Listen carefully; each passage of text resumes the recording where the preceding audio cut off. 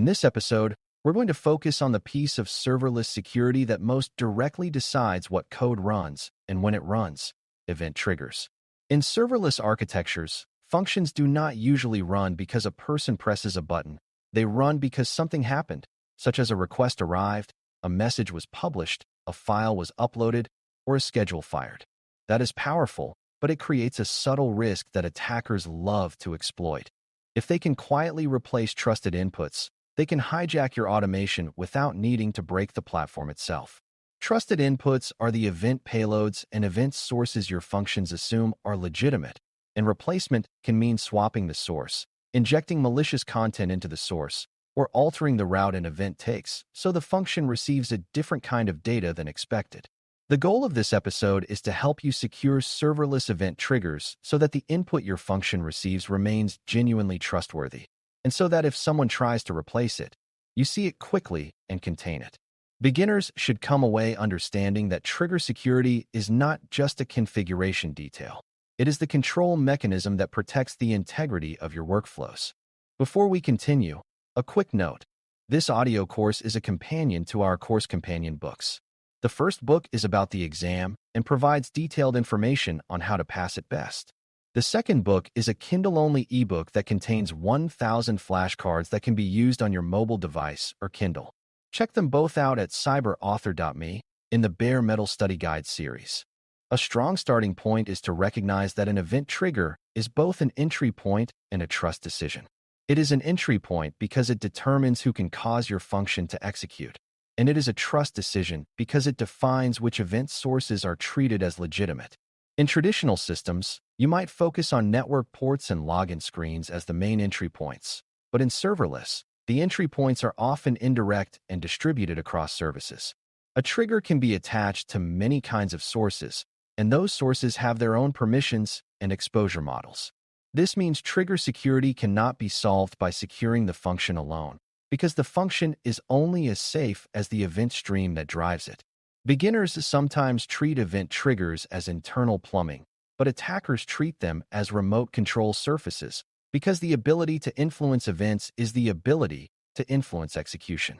If you want to prevent takeover, you must make sure that only the right sources can invoke functions and that the data those sources provide cannot be swapped quietly. Trigger security is about locking down both the who and the what of execution. To secure triggers, you first need a clean mental model of the event chain, because replacement usually happens somewhere along that chain. The chain includes the original event source, such as a storage location or a message channel, the trigger configuration that links the source to the function, and the function's logic for interpreting the event. It also includes any intermediary components, like routing rules, transformation steps, or other functions that relay events. An attacker can replace trusted input by gaining the ability to write to the event source, by modifying the trigger to point to a different source, or by altering the routing so a different payload reaches the function. Sometimes replacement is obvious, like an attacker creating new events, but often it is subtle, like inserting a malicious file that looks like a normal upload or publishing messages that match expected formats but carry harmful values. Beginners should focus on the idea that trusted input is not a single thing. It is a relationship between source, configuration, and validation. If any part of that relationship can be changed by unauthorized actors, input integrity becomes unreliable. One of the most common trigger risks is overly permissive access to the event source, because if too many identities can write events, then too many identities can cause execution. For storage-based triggers, this means that if a broad group can upload objects to the watch location, then a broad group can trigger the function and influence the payload. For message-based triggers, it means that if publishing to the message channel is too open, attackers can inject crafted messages that drive function behavior. For scheduled triggers, the risk is not payload injection but control of timing, where attackers can change when functions run, potentially creating quiet recurring execution for persistence. Securing triggers therefore starts with securing the event source's permissions, ensuring that only the identities that must write events can do so, and that write permissions are scoped to the narrowest boundary possible. This is the same least privilege principle applied to event production rather than event consumption. Beginners should see that if you do not control who can create events, You do not control who can run your code. Another major risk is trigger misconfiguration in the control plane, because changing triggers can quietly change system behavior without touching function code. If an attacker gains control plane access, they can add a new trigger, broaden an existing trigger, or redirect a trigger to a different source that they control. This allows them to replace trusted inputs without needing to defeat application layer protections. For example, they might attach a trigger to a source that is writable from a lower trust environment, or they might route production execution through an event stream that they can influence. This is why trigger configuration changes should be treated as high-signal events, similar to permission grants or network exposure changes. In a hardened environment, few identities can modify triggers. Those changes are logged and reviewed, and unexpected trigger edits create alerts. Beginners should remember that trigger definitions are part of the control plane, and control plane security is what prevents attackers from rewriting the rules of your automation. When trigger changes are easy and silent, input replacement becomes easy and silent too. A subtle but important concept is source authenticity, which means the function should be able to tell that an event truly came from the expected source and has not been spoofed. Even if the event source is secured, misrouted or replayed events can create confusion if the function cannot distinguish fresh, legitimate events from unexpected ones. Some event systems naturally provide metadata that identifies where the event originated and when it was produced, and functions can use that context as part of validation.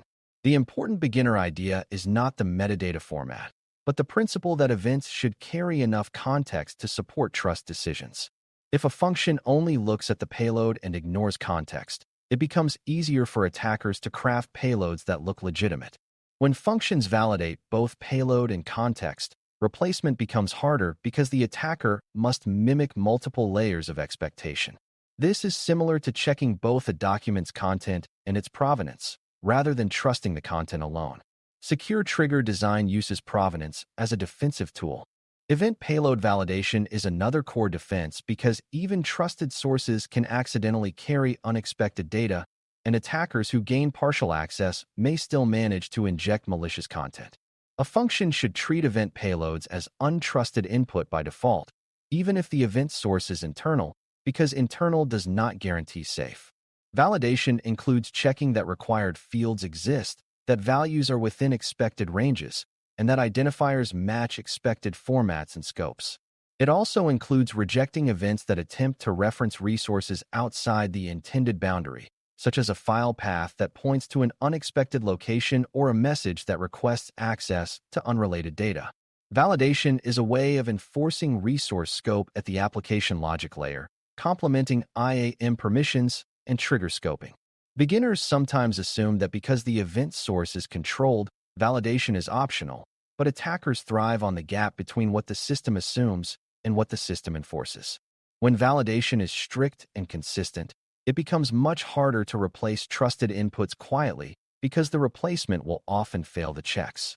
Another area that enables input replacement is overly broad trigger patterns, where a trigger is configured to fire on too many events, such as every object in a large storage space or every message in a broad topic.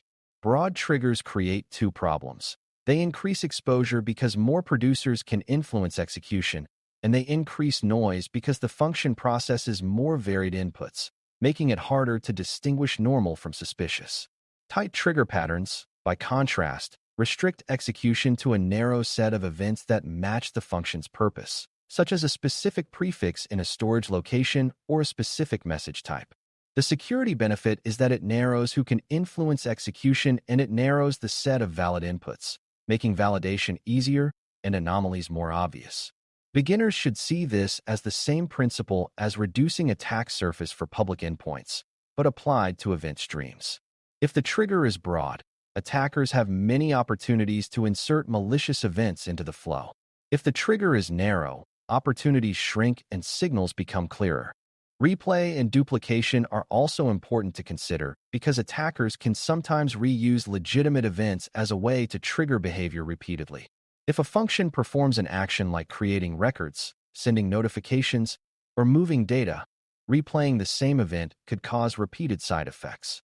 In the context of input replacement, replay can be used to create persistence-like behavior, where an attacker triggers an action repeatedly without needing to craft new inputs. A hardened design accounts for the possibility of duplicate events by ensuring the function can handle them safely, such as by recognizing when an event has already been processed or by making operations idempotent, meaning the same input does not cause repeated harmful outcomes. Beginners do not need to memorize the term to understand the idea. The function should not do dangerous work multiple times just because it saw the same event again. Handling replay and duplication makes it harder for attackers to use the event system as a lever for repeated impact. It also improves reliability because duplicate events happen in normal distributed systems, not just in attacks. The trust boundary between environments is another common place where trusted inputs get replaced quietly, especially when development and production are not cleanly separated.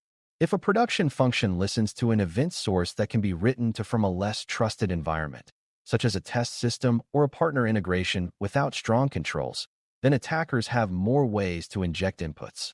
Similarly, if routing rules allow events to cross from one environment to another without strict checks, then an event produced in one context can be treated as trusted in another context incorrectly. Securing triggers means ensuring that production triggers consume events from production-owned sources, and that those sources are not writable from lower trust identities. It also means that any cross-environment integration is deliberate, tightly scoped, and monitored, rather than being an accidental consequence of shared resources. Beginners should connect this to earlier lessons about environment separation, because separation is not only about data access, it is also about event integrity. If environment boundaries are leaky, trusted input becomes a guess rather than a guarantee. Monitoring and logging discipline are essential for trigger security because input replacement is often detectable through patterns, even when individual events look normal. You want to see which sources are producing events, how often events arrive, what kinds of payloads are typical, and whether there are spikes, new producers, or unusual sequences. You also want to log trigger configuration changes, because a sudden change in what events invoke a function can be a strong indicator of compromise or misconfiguration. If you can baseline normal invocation patterns, then unusual invocation timing, volume, or source can become an early warning that someone is injecting events or that an event source is being abused. Monitoring is also important for cost control because event floods can create expensive scaling, and attackers sometimes use that as a denial strategy. Beginners should see that monitoring is not separate from trigger security. It is how you detect when the integrity of the event stream is being challenged. Without monitoring, input replacement can continue quietly until damage is discovered elsewhere. To prevent trusted inputs from being quietly replaced, you also need strong ownership and change discipline, because triggers are configuration, and configuration changes are how systems shift over time. A healthy environment has clear owners for event sources and triggers, so there is accountability for who can change them and who reviews changes. It also has a defined way to make changes, so trigger edits are not performed ad hoc without traceability. When trigger configuration is managed through repeatable definitions, such as infrastructure as code, IAC, changes become reviewable, and drift becomes easier to detect. The exact mechanism is less important than the result. Trigger behavior should not change silently, because silent change is exactly what attackers want. Beginners should understand that governance is not a separate layer from technical security. In serverless, governance is a technical control because it determines who can rewire the automation. When ownership and change discipline are strong, replacing trusted input becomes far harder. To close, securing serverless event triggers so trusted inputs cannot be quietly replaced is about protecting the integrity of the event chain, from the source that produces events to the configuration that routes them to the function to the validation the function performs before acting. You begin by locking down event sources with least privilege so only the right identities can produce events, and you avoid broad write access that allows easy injection. You protect trigger configuration in the control plane, limiting who can modify triggers and treating trigger changes as high-signal events that are logged, reviewed, and monitored. You strengthen trust by validating event provenance and payload structure, using context and strict checks to make spoofing and subtle replacement harder. You narrow trigger patterns so functions run only on the events they truly need, reducing exposure and making anomalies easier to see. You design functions to handle replay and duplication safely, so repeated events cannot quietly cause repeated harm. You enforce clean environment boundaries, so production inputs cannot be influenced from lower trust contexts. Finally, you build strong monitoring and ownership so unusual event behavior and unexpected trigger changes become visible early, before attackers can leverage replaced inputs for persistence or silent misuse. When these practices are in place, serverless automation remains a powerful advantage for teams, but it becomes far less vulnerable to the quiet input manipulation that enables many real-world takeovers. Thanks for listening. For more audio courses, daily newsletters, and more, please visit baremetalcyber.com.